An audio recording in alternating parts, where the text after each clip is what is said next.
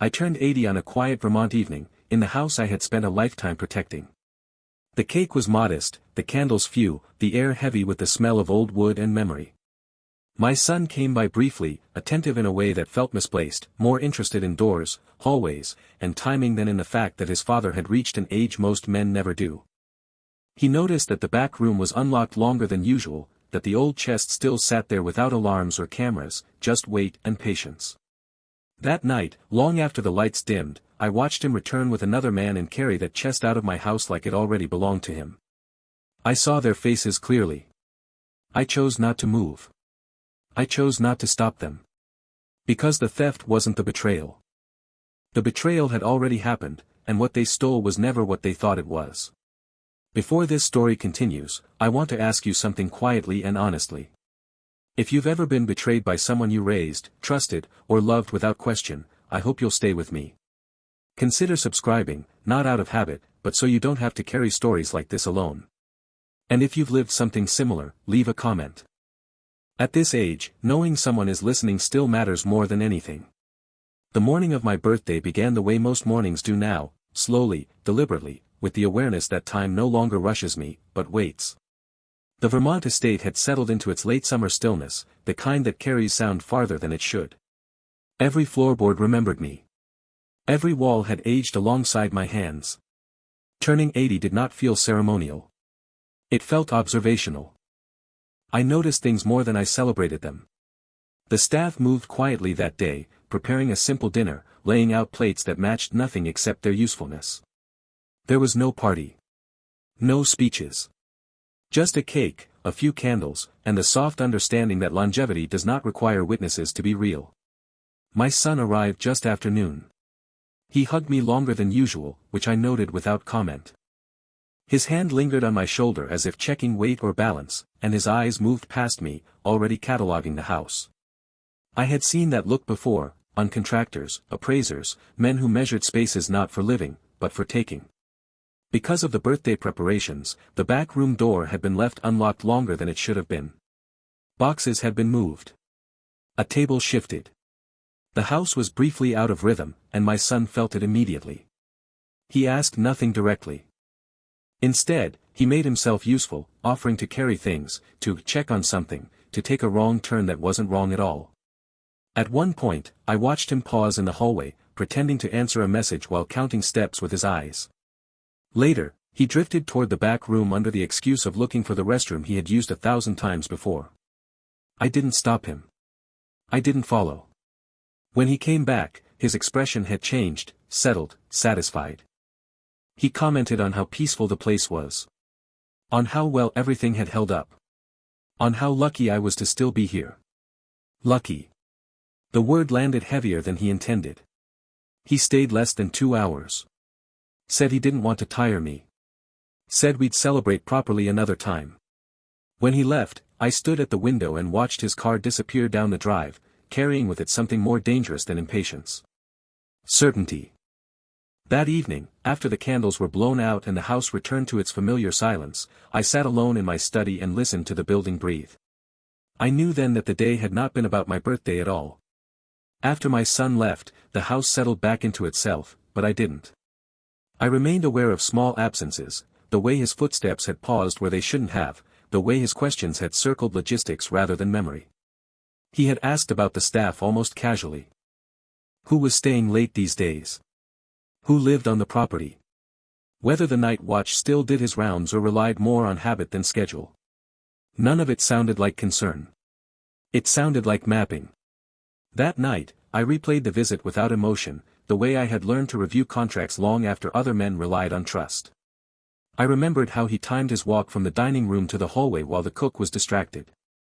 How he waited for the sound of the mixer before opening a door. How his eyes had measured the width of the back entrance without ever turning his head fully toward it. He had not once asked me how it felt to turn 80. In the weeks leading up to the birthday, he had been unusually present. Calls that arrived without reason. Questions framed as jokes about how long I planned to keep running the place.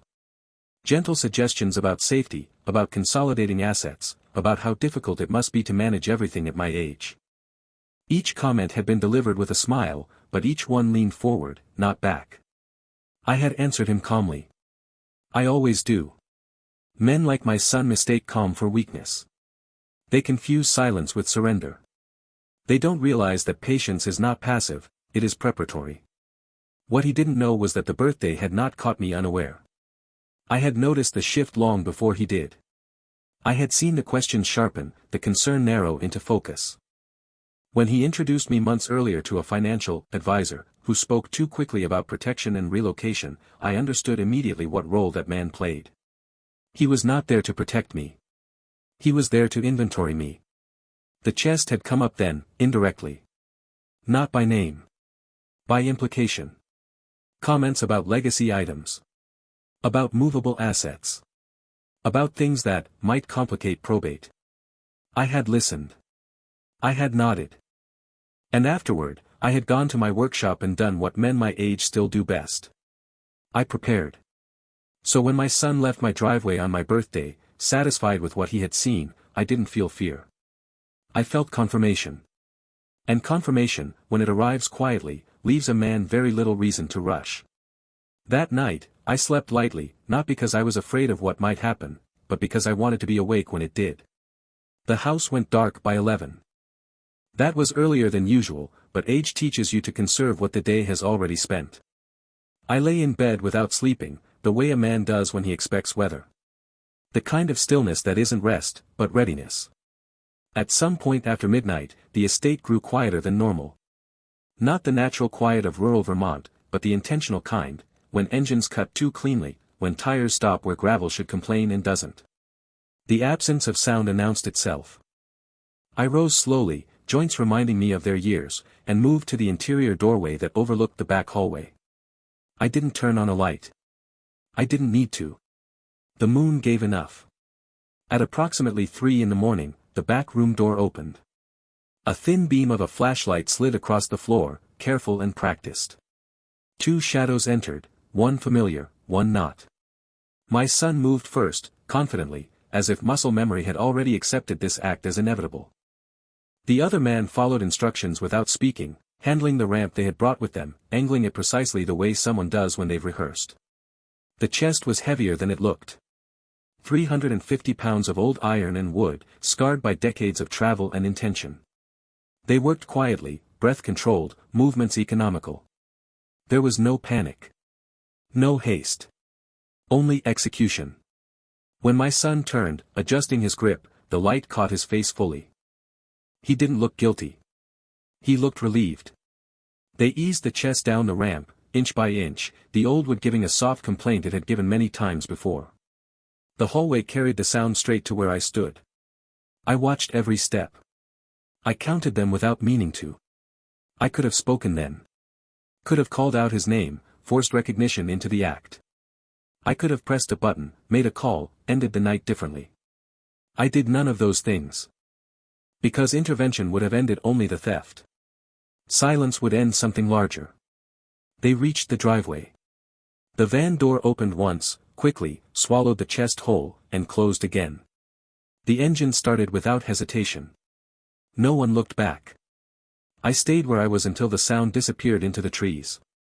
Then I returned to bed, not to sleep, but to wait for morning, knowing the house would notice the absence before anyone else did. I rose before dawn, not because I slept, but because the house had finished processing what it had lost. Old buildings do that. They remember weight. They remember pressure.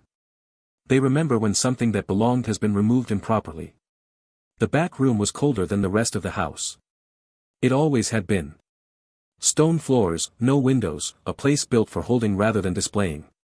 When I opened the door, the absence announced itself immediately, not as shock, but as geometry. A rectangle of dust remained on the floor where the chest had rested for decades. Clean lines where iron feet once pressed. A faint scrape where the ramp had kissed the stone. They had been careful, but not careful enough to erase intention. I stepped into the outline and stood there. Men imagine theft as a moment. They don't understand it as a process. The act itself is brief, but the preparation stretches backward in time, and the consequences stretch forward much further than they expect. What I was looking at wasn't loss. It was evidence of impatience. I remained in that room as the light changed. Morning slid in slowly, turning dust silver, then pale gold. I did not sit. I did not touch anything. I wanted the space to settle into its new truth without interference. When the housekeeper arrived just after 6, she found me exactly where I had been standing. She didn't ask questions at first. She has known me long enough to recognize when questions are inappropriate. Her eyes went from my face to the floor, then back to the space behind me. Her hand rose to her mouth without conscious decision. "It's gone," she said quietly. "Yes," I answered. "It left during the night." She didn't ask who. She didn't ask how. People who have lived near long histories learn when answers will come later. Her voice broke anyway. Not for the object itself, but for what it meant. I told her to take the day off. To go home. To say nothing to anyone yet. When she left, I remained alone in the back room until the sun was fully up. Only then did I turn away. There would be time soon enough for reactions, for calls, for assumptions. For now, the empty space had said everything I needed to hear. And somewhere, my son was waking up believing he had finally taken something from me. Once the house was awake and the day had declared itself ordinary, I went to my estate office and closed the door. I did not call the police. I did not notify my attorney. I didn't even walk the grounds to see if anything else had been disturbed. There was no urgency left in me. Instead, I sat and allowed memory to reorder itself. The warning signs had been there, disguised as concern, delivered with smiles softened by blood ties. In the weeks leading up to my birthday, my son's calls had increased in frequency but narrowed in substance. He stopped asking about my health and started asking about timelines. Not directly, never directly, but in the way men do when they want answers without fingerprints. How often I reviewed my estate documents. Whether I had updated my will recently. If I ever worried about things going missing after I was gone. Once, almost playfully, he asked how long something like the chest would take to appraise internationally. He said it as a curiosity, as if speaking into the air. I answered him honestly, because honesty costs nothing when preparation has already been paid for. He spoke often of inheritance as if it were an event, not a consequence. He talked about when rather than if. He joked about my longevity, but the jokes carried an impatience that never fully laughed. And then there was the advisor. The man he brought with him months earlier had clean shoes and restless hands. He spoke quickly about protection, about relocating sensitive items, for safety. He used the language of urgency without naming a threat, a common tactic among men who want you to fear your own caution. I declined politely. I told them I had already taken measures. That statement was true, though not in the way either of them assumed. After they left that day, I went into my workshop and opened the chest alone. I did not rush. I did not hesitate. I replaced weight with weight, appearance with appearance, and history with patience. The originals were sealed and removed quietly, transferred off-site to a location no one else knew existed. I did this weeks before my birthday. Not because I expected my son to steal from me, but because I expected him to reveal who he was if temptation presented itself cleanly enough. When a man believes an object is unguarded, he shows his real intentions. My birthday had simply provided him with confidence. And now, somewhere far from Vermont, he was likely congratulating himself on a flawless execution, unaware that what he had taken was nothing more than permission, for me to finally see him clearly, without the fog of fatherhood softening the view. By mid-morning, the house had returned to routine. Phones rang. Deliveries arrived. The staff moved through familiar motions, careful not to ask what they already understood. Loss carries a sound, even when no one names it. Mine was quiet. I made one call that day and only one, to my attorney. I told him something had been taken, that I was aware of who had done it, and that I would not be filing a report yet. He listened without interruption. When he finally spoke, it was to confirm what I already knew: delay is not negligence if intent is documented. I asked him to prepare nothing. To wait. Men who steal rarely stop at possession. They move quickly toward validation. They want confirmation that what they've taken has value, legitimacy, weight beyond belief. They want an expert to say yes, to translate risk into reward. I knew my son would not keep the chest long. He never had patience for holding. Only for acquiring. Days passed. Then a week. No call from him. No feigned concern. No mention of the birthday he had already extracted everything he needed from. Silence, in this case, was not peace, it was acceleration. Through a channel I had quietly kept open for decades, I learned where the chest had gone. Not directly, and not officially. These things are never announced. But appraisal houses speak to one another, and reputations travel faster than objects. A foreign firm. Old world credentials. Scientific processes that do not bend to family stories. I imagined my son standing there, confident, repeating figures he believed accurate, presenting provenance he assumed unquestioned. I imagined him waiting for affirmation the way children wait for applause, unaware that the stage itself had already rejected him. I did nothing to interfere. Some lessons cannot be taught. They must be discovered, slowly, publicly, and without a hand to steady the fall. What he carried into that appraisal house was not my legacy. It was his intent. And intent, once examined under proper light, has a way of becoming undeniable. I learned what happened at the appraisal house 3 days after my son arrived there, though not from him. Men rarely confess failure to the people they believe they've outmaneuvered. They look for explanations elsewhere first. The appraisers did not rush him. They never do. They took the chest apart slowly, respectfully, the way professionals handle objects they assume are real until proven otherwise. Measurements were taken. Samples extracted. Light applied where eyes alone could not decide. At first, everything appeared correct. The weight matched expectations. The construction mirrored the period. Even the surface were told a convincing story. That was the point. Replicas fail when they are rushed. Mine had been made patiently, by hands that understood why shortcuts are always discovered. Then came the tests. Metal composition that leaned just slightly wrong. Wood treated in a way no craftsman of that century would have used. Aging patterns that made sense individually but not collectively. History, when faked too carefully, forgets how to be inconsistent. The expert did not accuse. He simply stated facts. The contents were replicas. Convincing ones. Expensive ones. But replicas nonetheless. The silence that followed the conclusion was not dramatic. It was procedural. Documents were closed.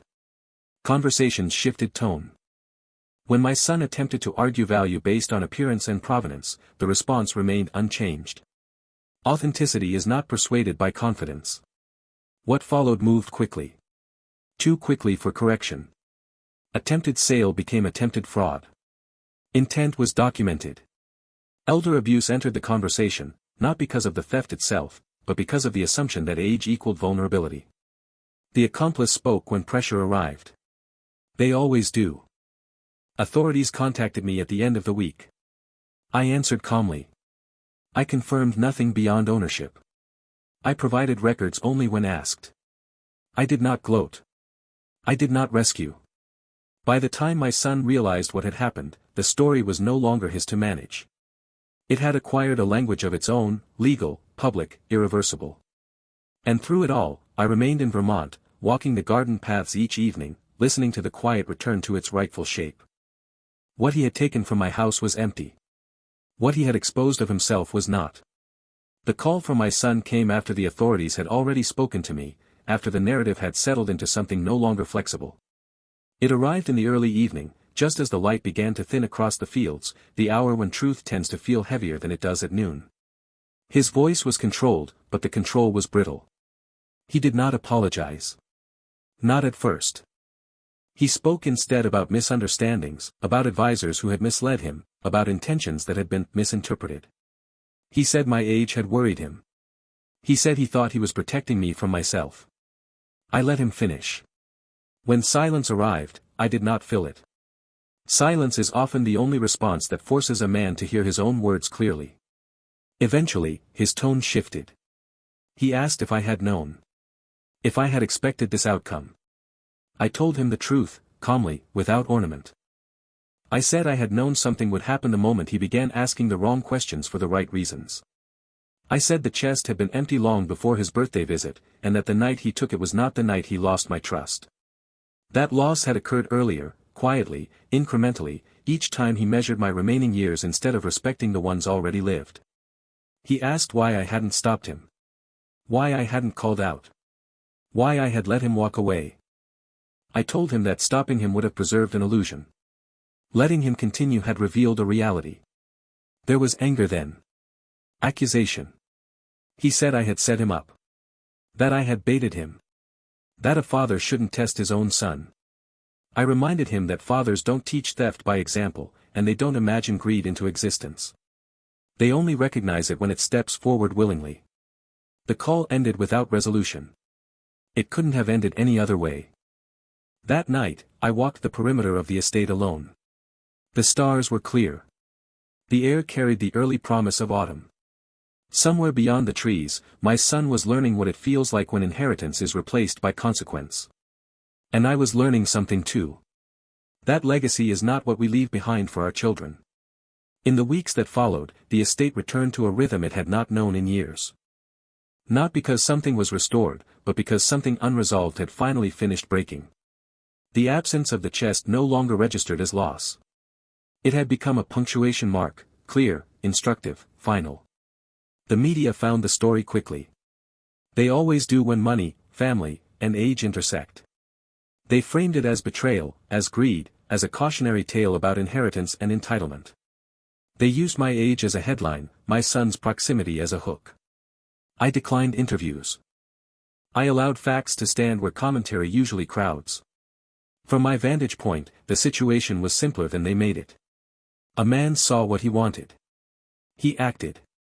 He failed. The world responded accordingly. I was asked, by lawyers, by acquaintances, by distant relatives who suddenly remembered my number, whether I felt vindicated. Whether I felt satisfaction. Whether I planned to reconcile. I told them all the same thing. Vindication is loud. Satisfaction is brief. What I felt instead was alignment. The kind that comes when something that has been misnamed for years finally receives its correct title. The house felt lighter. Not because it had been relieved of weight, but because it no longer carried expectation. I moved through rooms without wondering who was watching. I slept without listening for intent disguised as concern. In the workshop, I spent time restoring small things, chairs, boxes, objects without monetary value but with honest wear. They asked nothing of me except attention. I gave it gladly. My son did not call again for some time. When he did, months later, his voice had changed. Consequence will do that to a man. He spoke of regret then. Of how quickly things had unraveled. Of how he wished he had made different choices. I listened. I always listen. But listening is not the same as reopening a door.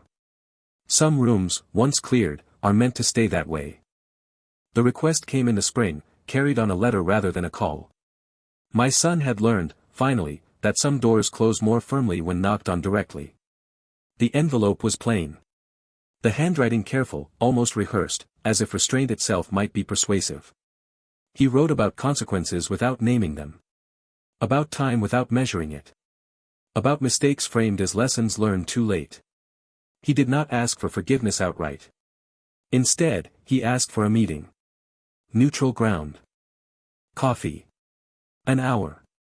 I read the letter once. Then again. Age sharpens a man's ability to distinguish urgency from necessity. Nothing in that letter required my presence. It required acknowledgement, perhaps. Or absolution. Neither was mine to provide any more. I wrote back briefly. I told him I was glad he was safe. I told him I hoped he would continue to make better decisions than the ones that brought him where he now stood. I told him I would not be meeting him. Not out of anger. Not out of punishment. Out of accuracy. Some relationships do not end with explosions. They end with clarity. The understanding that what once existed has already been replaced by something incompatible with return. After I mailed the letter, I walked the garden path behind the house, the one that curves toward the trees and disappears just before the creek. The ground was soft with thaw.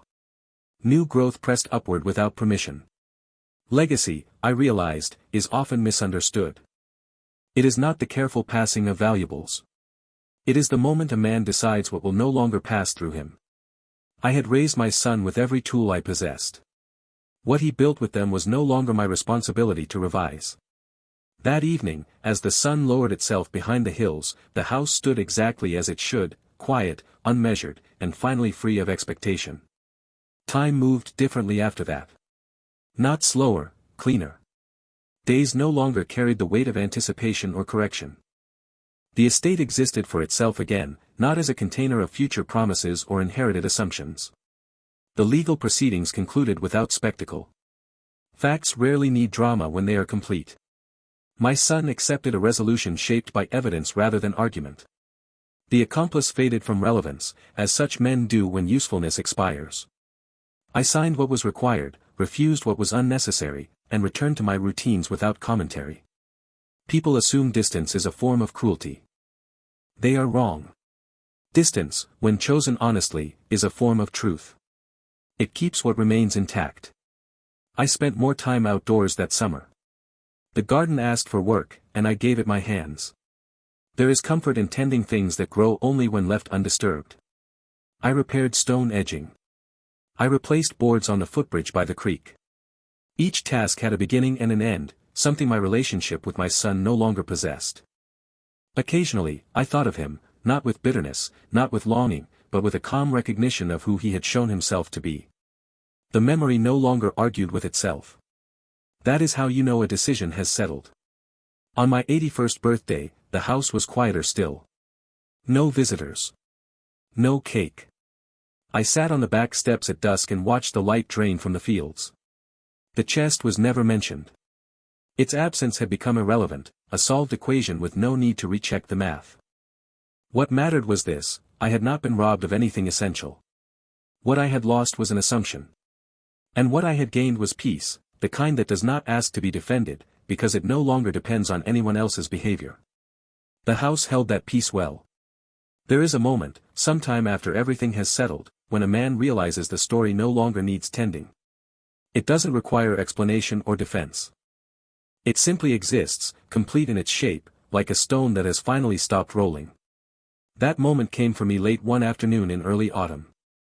I was in the back room, the same room that once held the chest, standing exactly where the outline had been. The dust had long since been swept away. The floor bore no memory now, at least none that could be seen. Absence, when left alone long enough, stops announcing itself. I considered placing something else there. A table. A cabinet. Another object of weight and age. But I didn't. Filling the space felt unnecessary, almost disrespectful to the clarity it had earned. Some rooms are meant to stay open. I thought about how easily people confuse inheritance with entitlement. How they assume proximity guarantees virtue. How age, in the wrong eyes, becomes a weakness instead of a record of survival. My son had not stolen from me because he needed to. He had stolen because he believed time was running out, and that belief had revealed everything. There was no triumph in knowing I had anticipated him. No satisfaction in being proven right. What I felt instead was relief that the uncertainty was over. That I no longer had to wonder what he might do if temptation ever arrived fully formed. It had arrived. He had answered it. That knowledge, however painful, was clean. As evening fell, I closed the door to the back room and walked through the house one last time before night. I turned off lights. Checked windows. Not out of fear, but out of habit. The good kind, the kind that says this place is still mine, and I am still its steward. Outside, the trees stood steady, indifferent to human drama. They had seen generations come and go. They would see more. I stepped onto the porch and breathed in the cold air, feeling the quiet settle where expectation used to live. What remains, when a story ends honestly, is not bitterness. It is space. And space, at my age, is a rare and valuable thing. Winter arrived early that year. The kind of Vermont winter that doesn't announce itself loudly, but tightens the world inch by inch until everything unnecessary stops moving. I welcomed it. Cold has a way of clarifying purpose. It was during the first heavy snowfall that my son came to the estate. He hadn't written this time. He hadn't called. He simply arrived, standing at the edge of the drive as if unsure whether crossing the remaining distance would be permission or trespass. I watched him from the window for a long moment before opening the door, not because I was conflicted, but because I wanted to be certain my calm was complete.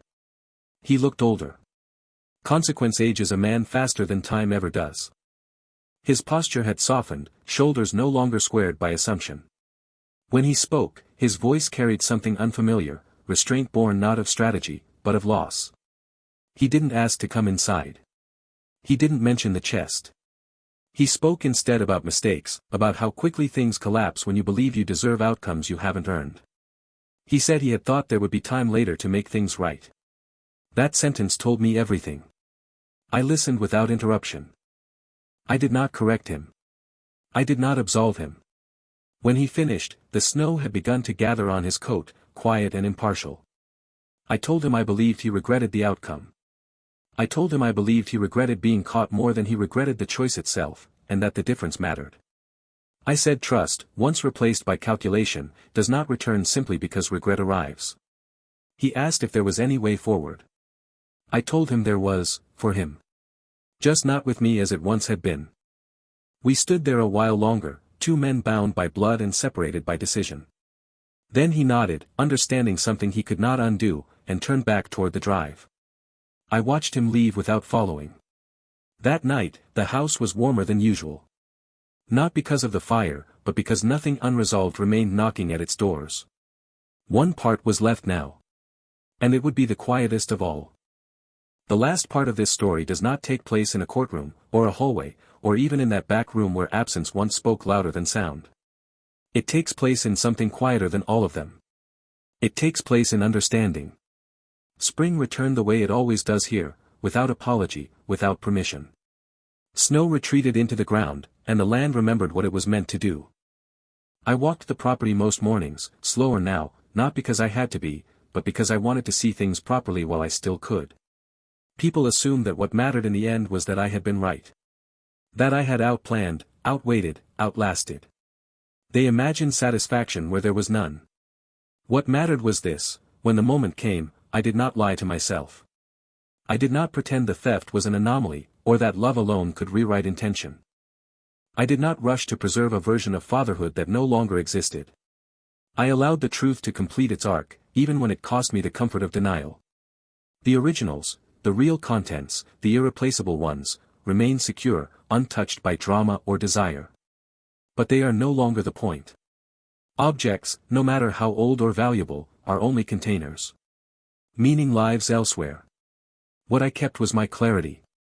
I kept my dignity by not bargaining with betrayal. I kept my peace by refusing to relive a past that no longer matched the present. I kept my legacy intact by understanding that legacy is not blood, it is boundary. At 80, a man does not need to prove strength. He only needs to recognize it when it shows up quietly, asks nothing, and stays. The house stands. The land endures. And I remain, unchanged where it matters, unburdened where it no longer does. This is where the story ends. Not with forgiveness demanded. Not with reconciliation performed. But with a calm certainty that some things, once revealed, are not meant to be carried any further. And that letting go, done honestly, is not loss at all.